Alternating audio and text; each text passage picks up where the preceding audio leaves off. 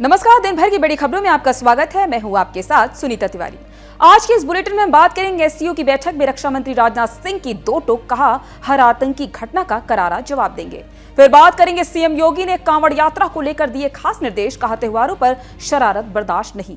फिर बात करेंगे बिहार के पूर्व सीएम लालू प्रसाद यादव के बड़े बेटे तेज प्रताप यादव ने पूर्व सीएम अखिलेश यादव से वीडियो कॉल पर की बात। तेज प्रताप बोले, जैसे मैं अपनी इस लड़ाई में अकेला नहीं हूं। और बुलेटिन के आखिर में बात होगी पश्चिम बंगाल के स्कूलों में ममता बनर्जी की लिखी 19 किताबें होंगी अनिवार्य। फैसले पर मचा बवाल, बीजेपी ने इस फैसले को सरकारी धन के दुरुपयोग का आरोप लगाया। लेकिन दिन भर की बड़ी खबरों से पहले एक नजर आज की सुर्खियों पर। अंतरिक्ष में रचा इतिहास, 28 घंटे का सफर पूरा कर स्पेस स्टेशन पहुंचे शुभांशु शुक्ला। साइबर फ्रॉड में म्यूल बैंक खातों को लेकर 42 जगहों पर सीबीआई की हुई छापेमारी। ब्राह्मणों का हक मार रहे यादव, कथावाचक कांड पर बोले यूपी के मंत्री ओम प्रकाश राजभर। महाराष्ट्र में पहली कक्षा से हिंदी पढ़ाने का विरोध, अजीत पवार बोले 5वीं से शुरू हो पढ़ाई। अमरनाथ यात्रा 2025 को लेकर पहलगाम हमले के बाद सुरक्षा के कड़े इंतजाम, मॉक ड्रिल में दिखी प्रशासन की तैयारी। हिमाचल में आई तबाही पर सीएम सुक्खू का बयान, 5 की मौत, कई लापता। पर्यटकों से हिमाचल प्रदेश आने की अपील करते हुए कहा कि मानसून के दौरान राज्य में पर्यटक आ सकते हैं, लेकिन कृपया नदियों और नालों के पास न जाएं।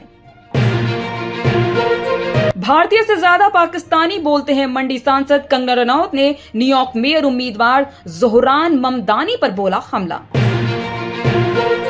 2 आधार कार्ड, 2 अलग अलग नाम, लेकिन एक ही फोटो। इटावा में कथावाचक का सिर मुंडवाने के मामले में बड़ा खुलासा। आप नेता सौरभ भारद्वाज और सत्येंद्र जैन की बढ़ेंगी मुश्किलें, स्वास्थ्य घोटाला मामले में एसीबी ने दर्ज की एफआईआर।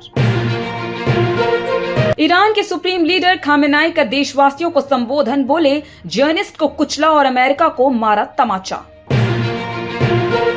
ये तो थी सुर्खियां, विस्तार से बात करते हैं दिन भर की बड़ी खबरों की।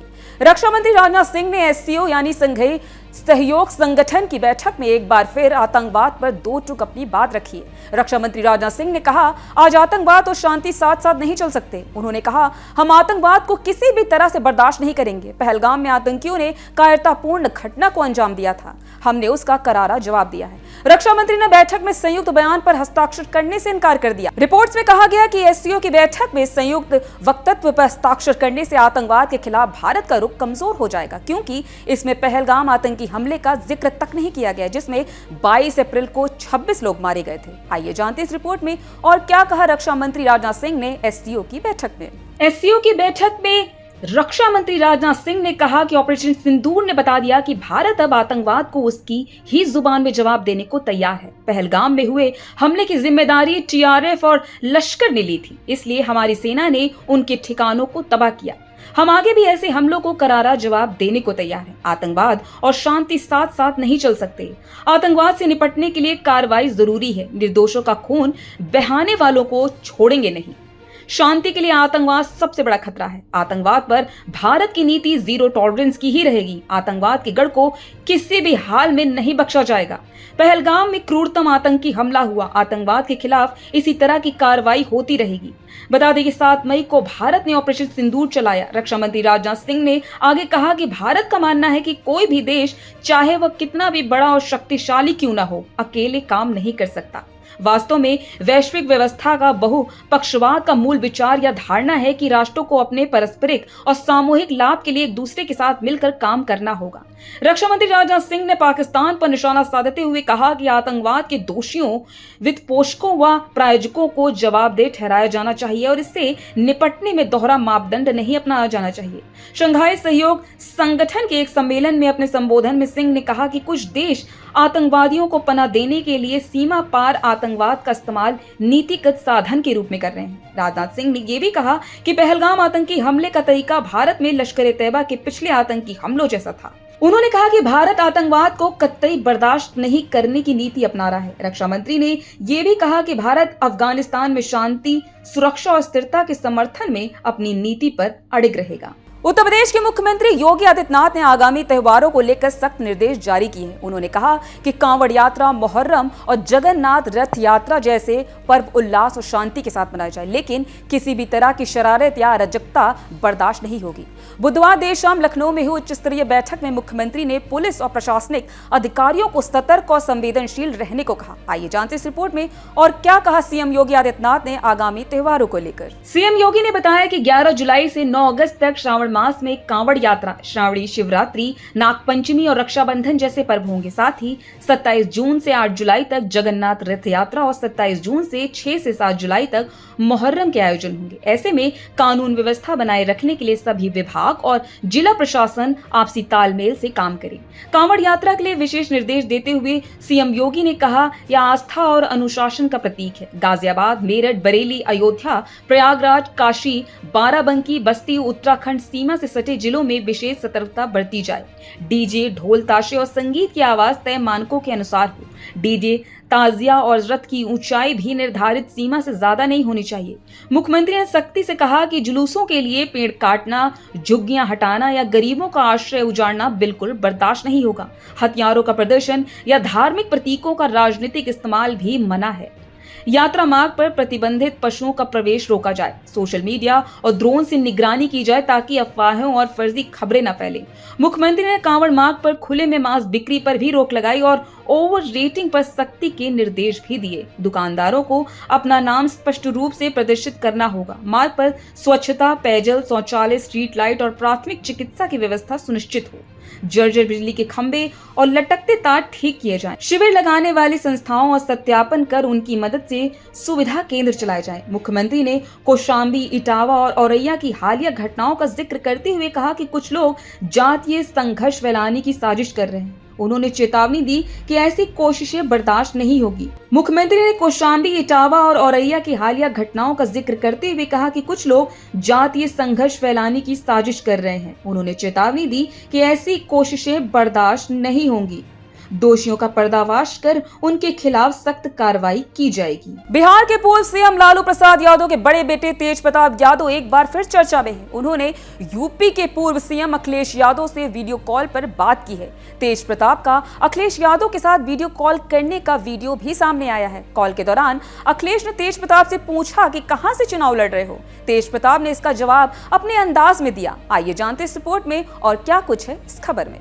तेज प्रताप ने अपने एक्स हैंडल पर पोस्ट कर कहा, आज मेरे परिवार के सबसे प्यारे सदस्यों में से एक यूपी के पूर्व मुख्यमंत्री अखिलेश यादव जी से वीडियो कॉल पर लंबी वार्ता हुई। इस दौरान बिहार के राजनीतिक हालातों पर भी चर्चा हुई। अखिलेश जी हमेशा से ही मेरे दिल के काफी करीब रहे और आज जब मेरा हालचाल लेने के लिए उनका अचानक से कॉल आया तो ऐसा लगा जैसे मैं अपनी इस लड़ाई में अकेला नहीं हूँ। अखिलेश ने तेज प्रताप से वीडियो कॉल पर पूछा, कहां से चुनाव लड़ोगे। इस पर तेज प्रताप ने कहा कि चुनाव लड़ने से पहले एक बार आपसे लखनऊ में मिलेंगे। अखिलेश ने तेज से पूछा कि लखनऊ कब आ रहे हो। इस पर तेज प्रताप ने जवाब दिया कि जल्द आएंगे और 1-2 दिन पहले आपको कॉल कर लेंगे। इसके बाद अखिलेश ने तेज को बताया कि वह गंगा किनारे कार्यक्रम कर रहे हैं। बता दें कि तेज प्रताप यादव बीते दिनों काफी चर्चा में रह रहे थे। उनकी एक महिला के साथ तस्वीर सोशल मीडिया पर वायरल हुई थी, जिसके बाद उनके पिता लालू प्रसाद यादव ने उन्हें पार्टी और परिवार से बाहर कर दिया था।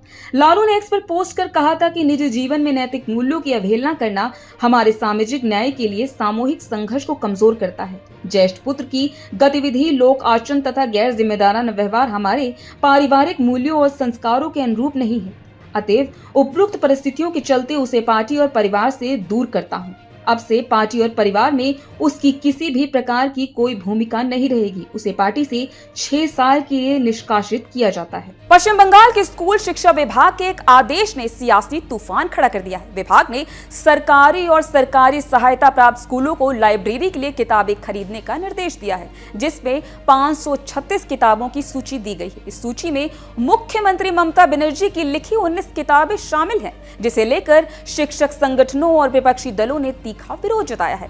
शिक्षा विभाग ने किताबों की सूची में 5 सेटों में बांटा है और प्रत्येक सेट में ममता बनर्जी कम से कम एक किताब अनिवार्य रूप से शामिल है। इन किताबों की खरीद के लिए 2026 स्कूलों को 20.26 करोड़ रुपए का अनुदान दिया गया है, जिसमें प्रत्येक स्कूल को 1 लाख रुपए मिलेंगे। आइए जानते हैं इस रिपोर्ट में क्या है पूरा मामला। Bengal teachers and employees association के महासचिव स्वप्नम मंडल ने इस फैसले को तानाशाही करार दिया। उन्होंने कहा, यह शिक्षा विभाग का तानाशाही भरा कदम है। सूची में ममता बनर्जी की 19 नहीं बल्कि 90 किताबें हैं।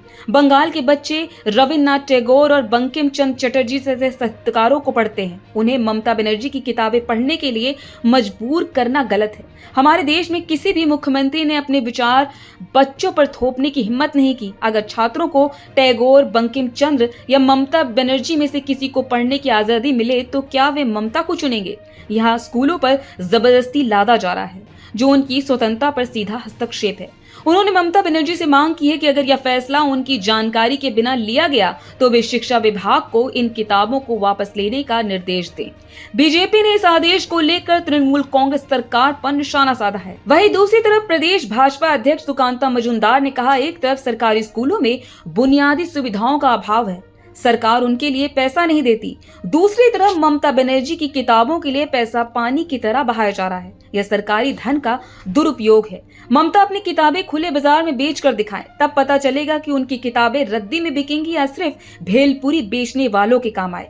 विपक्षी नेता शुभेंदु अधिकारी ने आरोप लगाते हुए कहा कि ममता बनर्जी सरकारी स्कूलों में अपनी किताबें बेचकर रॉयल्टी कमाने की फिराक में है। उन्होंने कहा, किताबें बिकेंगी तो ममता को रॉयल्टी मिलेगी। यह ब्लैक मनी को व्हाइट करने की साजिश है, जो चुनाव हारने के बाद उनके काम आएगी। तो आज इस बुलेटिन में इतना ही। आप देखते रहिए द लोकसभा।